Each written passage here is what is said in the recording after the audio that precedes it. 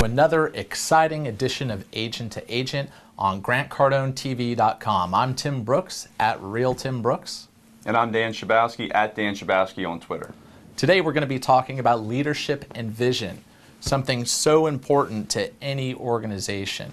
Well, we had talked last week about the parts of a team and why that's so important, but without leadership, all of that falls apart. Absolutely, yeah. The leader is going to guide this ship in the direction that we want to make you ultra successful. And without a good leader, just like in anything, if you're a poor coach, anything like that, the team is going to suffer because of your lack of leadership. And as you become that CEO, these are going to be the important things to focus on because you need to lead your team. Yeah, and leadership is a skill that has to be developed like any of your other skills. And like you can see on the illustration, leadership is that skill that actually pays the most. It will return the most to you by providing good leadership to your people, developing leadership in your people. And I think too often people look at leadership as something that is natural. You're either a natural leader or you're not. Just like going back to the very beginning, we talked about either you're a salesman or you're not.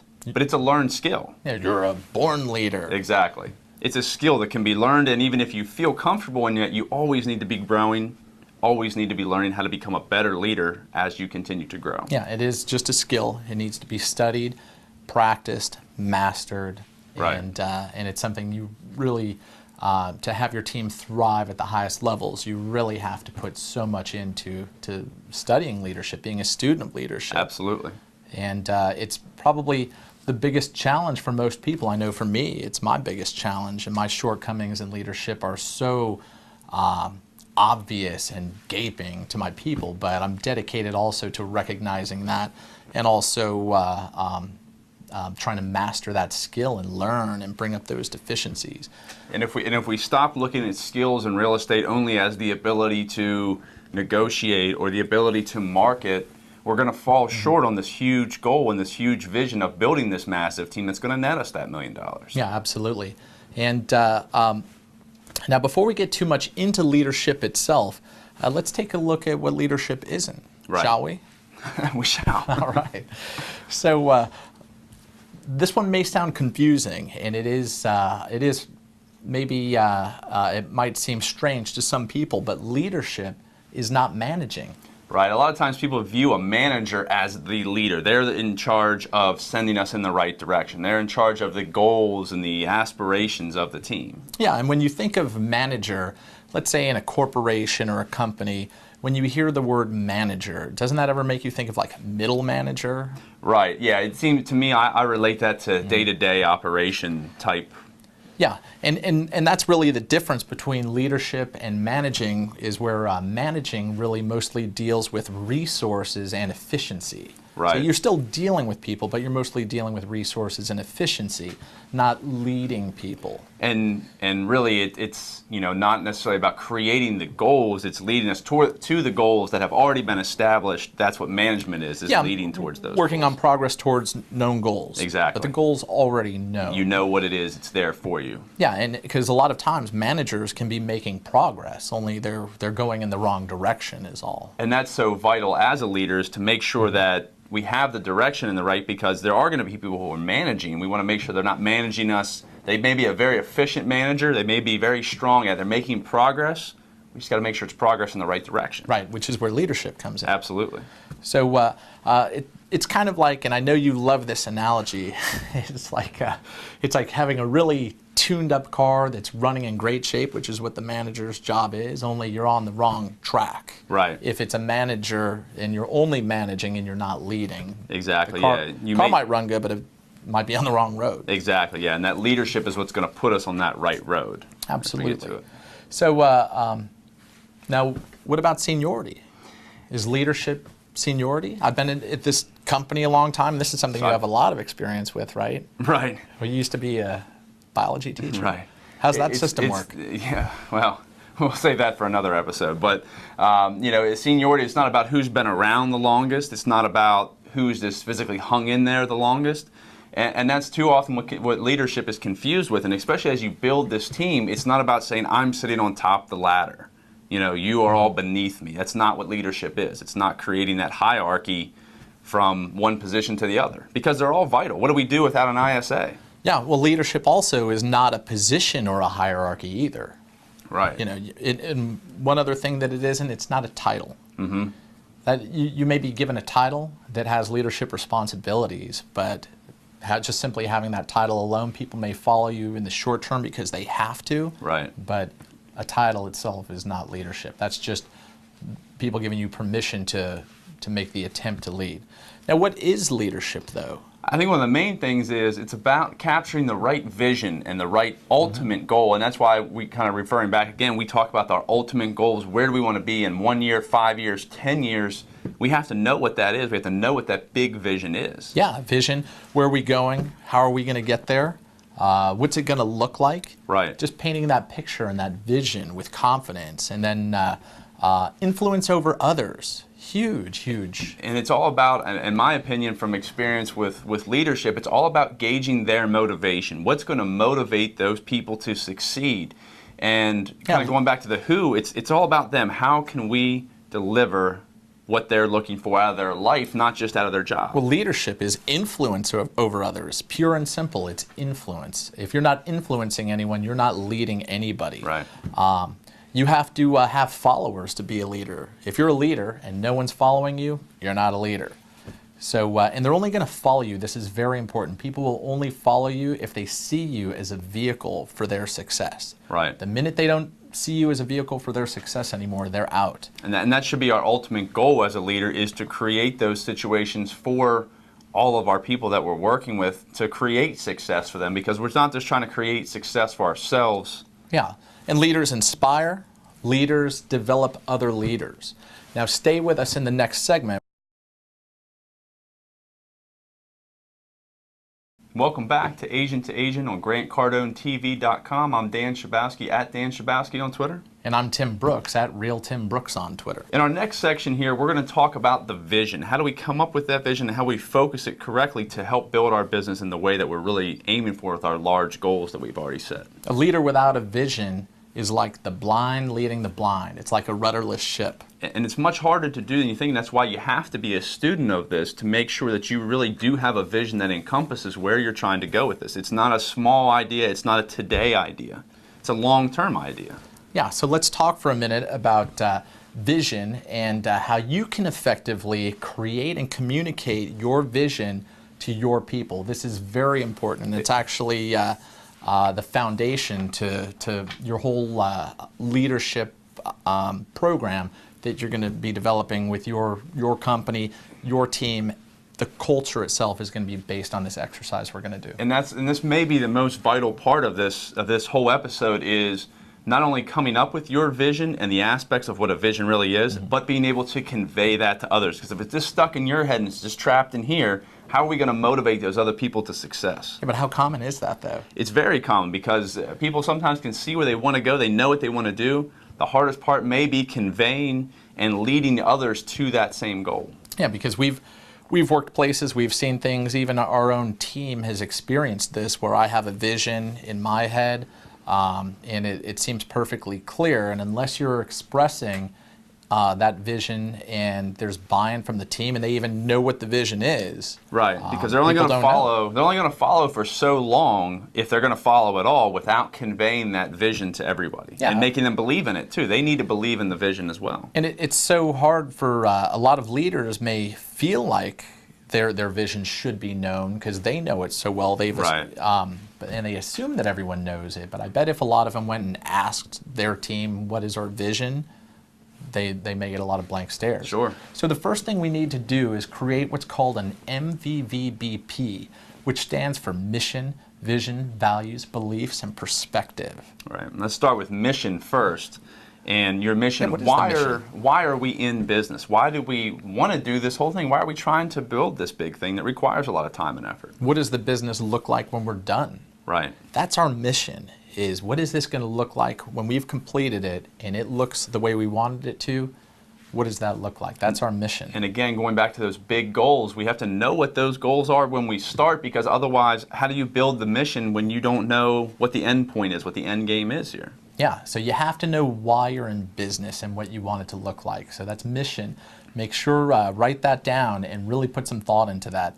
Next is going to be vision. So vision is, where are you going? Right. What's the goal? What road are we going to travel down to get to the place that we're trying to end up? You have to be going somewhere for people to follow. We're over here and we're trying to drag people with us. And not drag, but we want them to follow. And the problem is the answer can't be just somewhere. Where are we going? Somewhere. We're going somewhere. We need to know where specifically. Give us a point, give us a goal, give us an orientation that we're going to travel. That's right. So that's your vision, is where are you going? So put some thought into that of, okay, we know what our mission is. Now what's our vision? Where are we headed? And two, it's so vital to think about not only what is our vision going to be, but how are we going to get others to want to come with us on that journey? Because otherwise, it's going to be a very difficult mission and vision if we are going there by ourselves. And like you said, we don't want to drag people with us. We want them to come with us. Well, you see, and that's where our values and beliefs come in. And our values and beliefs, how do we do business? Right. How do we operate? What moral codes do we have and things like that we operate under? Because I think ultimately it's not just about generating dollars in the bank, because what does that really do? Yeah, what's important to us? Right. What things do we want to build ourselves around, and what do we want to be about when people talk about us? What do we believe? What are the rules that we follow as a business? Right. And that can be extremely powerful for, let's say, the team members working with us or other teams that have a really strong belief and value system that's already spelled out for you. That can be very powerful for attracting and keeping talent, and it also sets the culture of the company itself. You've heard of all these companies that have a really strong culture, right? And I think really what that does is it helps reduce friction when you run into it, because you're going to run into that with business. You're going to run into questionable situations. You're going to run into difficult situations. But I know for us, where one of our biggest values and beliefs is that we're trying to act in our client's best interest no matter what. And when you stop and you refrain back to that every time, you know what direction to go in, because you have a set value and you have set beliefs that you operate under. So those difficult situations become much clearer. And we're always going to operate under the same understanding. Whenever there's a situation where say something like that is in question anywhere, we're going to be reacting the same. I guarantee that, because we share the same beliefs and values. And because our whole team understands what that is, they're going to react that way too. Every action down from the ISA up to our administrative people, everyone operates under that and is going to operate in the best possible way for our clients, because that is our vision, that's our value, that's our belief. Yeah, and finally, perspective. Perspective is our interpretation of where we are at any given moment. And I think this is so vital, because it's so easy to get lost when the day-to-day stuff, it's easy to sit there and draw the picture, but now when it comes into play and the day-to-day stuff is happening and it's difficult to push through, if we have perspective, okay, I'm pushing through this because I'm heading towards this main goal. Here's where we are right here. Here's where we're headed. And that's here's why how I we're going have to get there. Yep. And that's why all of that really comes together nicely. Once you're clear on those items, your identity as a business becomes crystal clear at that point. And I think really where it maybe won't be so much in the beginning that this will be evident if you didn't do all this, but it'll be evident as soon as you start to build business, because more business is going to create more problems and more areas for solution. If these are already all set, your solutions will be laid out for you, so those problems don't, like you were saying before, they don't bring different results each time. We're going to bring the same result. See, and you notice that none of this has anything to do with management, by the way. Right. This is all leadership. Absolutely. And this is all set and cast by the leader and the leadership group. That's how you're going to end up getting buy-in. People, they're not just working for money. People want to they want to follow and work somewhere for something they believe in. Because initially, money will be attractive, but we know, and you've probably found in other things in your aspects in your life, money is not the ultimate guiding factor here. It's about the life that you're going to be building. Yeah, and your vision is only limited by how big or small you are thinking. So your vision can be massive if you're thinking big. So it's only limited just by how you're thinking. And even so important with this too, you have to buy into your own aspects of this, because if you don't buy in, even if it's just verbal or it's going to be very clear to everybody else on your team if you don't buy in. So don't just fill this out, throw it in a drawer, oh, we're done with that, and then never look at it. You as the leader have to act on it, And you have to be the one that conveys this to the rest of your team. Well, stay with us for the next segment. Welcome back to Agent on GrantCardoneTV.com. I'm Tim Brooks at Real Tim Brooks. And I'm Dan Schabowski at Dan Schabowski on Twitter. In this segment, we're going to focus on influence and execution of that MVVBP that we talked about in our last segment there. How'd that go? MVVBP. Just checking. Nailed it again. All right. And the reason that we're going to focus on this is if you have set that up in a solid way, you can recruit to it. Because people aren't going to be motivated just by money, and if initially they are, they're not going to stay with it. It's probably the single most effective recruiting tool there is. Absolutely, and if you can clearly state that to someone, they're going to buy into that right away and help them work through all those difficult times that are going to come up as you're building this team.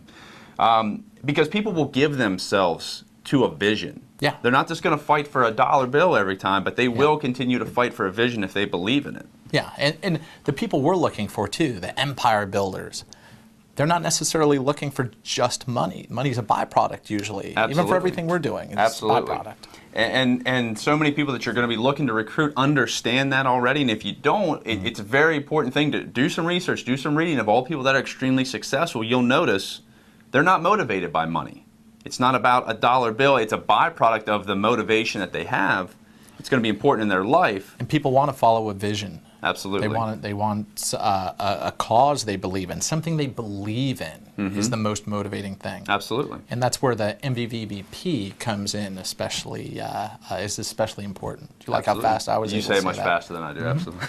So now, first I want you to also commit to leadership by objective and not leadership by crisis. This is something that is very common. You've seen it all around. We've seen it. And what's the difference between objectiving by crisis? Well, you've seen where some organizations, it's always just going from crisis to crisis, and it's a leadership through crisis, constant problem solving, rather than leadership to specific objectives that have already been, say, thought out. Where, for example, to lead by objective, the first thing we're going to do is we're going to actually set our goals. If the goals themselves aren't clear, how are you going to lead? Again, it's that rudderless ship. So we want to start with our objectives, and then we're going to set our priorities to meet that goal, the goals that we've just set. Because otherwise, and you're talking about crisis, you're saying that leadership's only going to come up anytime that something bad happens. And by default, we have to lead ourselves out of that problem. Yeah, and then you're just going from putting out fire to putting out fires and putting out fires. Of course, systems and models come into play here. Sure. But at the same time, setting our goals, we want to then set our priorities based on our goals. And then we want to set our strategies to meet those priorities, to meet the goals itself. And it's all leadership by objective. Right, and again, it comes back to that big picture thinking right in the beginning here. Yes, yes.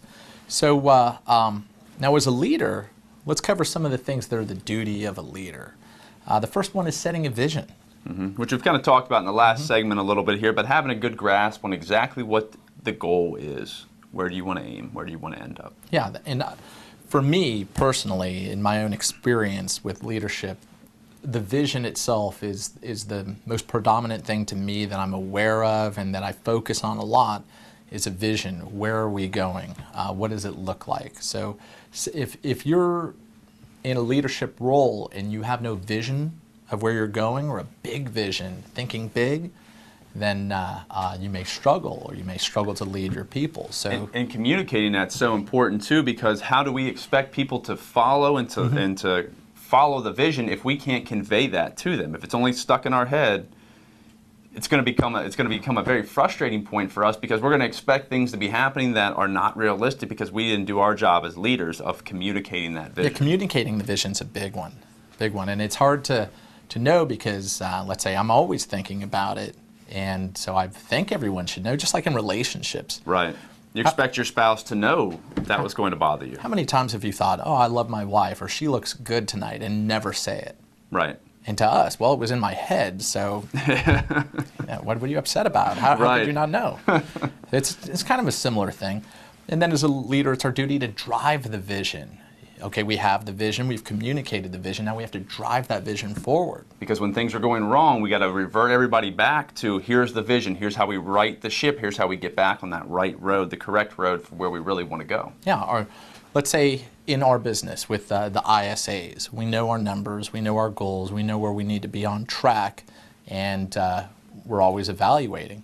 Are these guys the ones that are going to take us to 100 million? Right. Or are we driving the vision of where we want to go with our accountability, or just... And after we've driven that vision home, we really have to define everyone's role so they know what's expected of them within that vision to lead to the goal. Yes, yeah, and then empower each team member to actually be able to do their function. What do you mean by empowering them?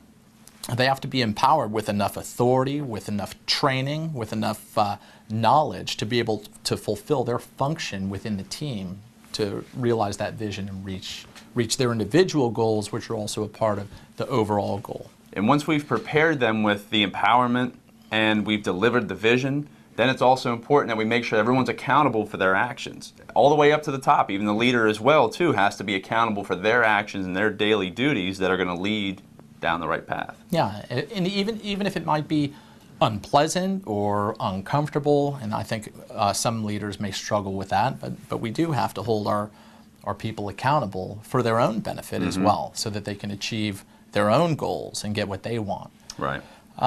We need to track results also. As a leader, you have to track results. If you aren't tracking your results and you don't know where you're at, then how are we going to be on that, make sure you're on the right road? And it's the great thing about, and we'll focus on this in other episodes, but it's the great thing about the real estate business is we can really hone it down to just a few trackable aspects that are going to tell us if we're on path for our goal or not too. And so that way, if we're not, we can correct it. Yeah, and leaders need to respond quickly and decisively. I don't know if have you ever had a leader before that maybe you were working for, or a team that you were on that was not quick or decisive in their decision making? Sure, because then what happens is the incorrect actions that led to that continue to happen for a longer time and have a greater effect, and could also become a habit eventually too. And the indecision, did that affect your confidence? Sure, because no one really, it takes us away from the vision again if there's indecision in there. Yeah, and see, when you have a good MVVP, it should be fairly easy to make decisions because they're all based on the vision and the goals rather than by crisis. Right. And the next fire that popped up. So when leading by objective, it's much easier. And as John Maxwell said, leadership guru, everything rises and falls on leadership. Everything. Right. So very important. Now, your leadership will determine the level of talent that you're able to attract. Sure, because talent's going to be able to tell real quick who is that leader to follow, and they're going to tell really quickly. They're going to be able to tell really quickly too if you're not the leader to follow. They're going to float off into different directions because you haven't delivered that. So if your leadership level is, say, mediocre, you're going to be able to attract mediocre or less. Right, right. You can only, up to your level is all you're going to be able to attract. So, okay, that's interesting to know. Speaking of John Maxwell and our leadership levels, let's cover real quick the 5 levels of leadership according to John Maxwell. It's real interesting, so I thought it would be good for this discussion here. And the first level of leadership is just position. It's based on rights. People follow you because they have to. And that would be someone that just got a title and they're brand new. They have no leadership ability. That's level 1 leadership. Level 2 would be permission, and that's based on relationships. That means people are giving you their permission to let you lead them. And people follow you because they want to at that level. As we go up to leadership level 3, which is called production, that's based on your results. Sure. And people follow you because of what you've done for the organization. Level 4 is, as we're really getting up there as far as leadership ability now, people development. That's based on the reproduction of leaders. And building it kind of goes back to our team there. We have to build leaders within that team. We want to grow their leadership, not just focus on our own if we are that appointed team leader. Yeah. And at that level, people are following you because they want to and because of what you've done for them. Right. And then finally, level 5, which is the pinnacle, and this is it's very rare to have leaders in this group. These are the leaders that transcend their industries, And that's based on respect. People follow them because of who they are, what they represent. Level 5 leaders develop level 4 leaders. And that's the most difficult level of leadership to attain. Those are people that transcend their industries and are just known across the board for their leadership. Now, when influencing others, ask yourself if it's about you or them. Right. And that's so important too, because this is all not geared around just for individual success of one person, of that leader. You have to be able to create that for other people as well too, and that's going to motivate them to work towards this goal that we're building. Well, yeah, let's say we're talking to one of the guys, the ISAs or anyone else, and we're trying to influence them and lead them into higher production. They will know instantly if we're only interested in us or if we're interested in them. Right. And that's where we have to base the whole conversation around helping them get what they want when they want it. And I was talking to my friend Mike Zwarek the other day, and he once described this in a really interesting illustration. He described it as being in a dark warehouse, and one of us has a flashlight. If I'm pointing that flashlight at you, you can see that I'm pointing it at you, right?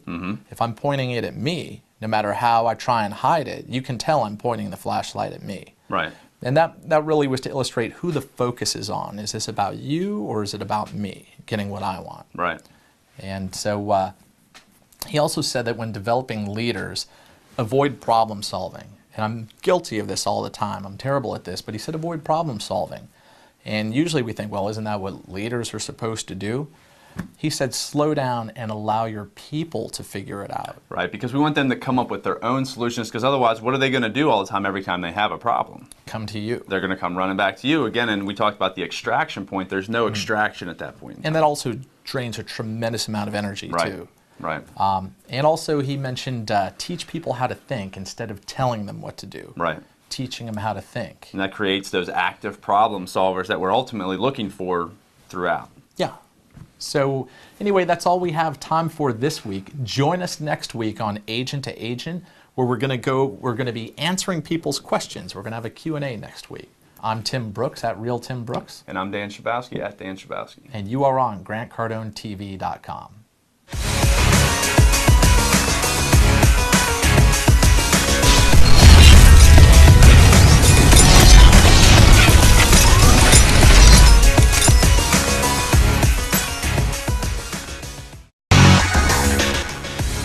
Agent to Agent is also available for download on iTunes and Stitcher.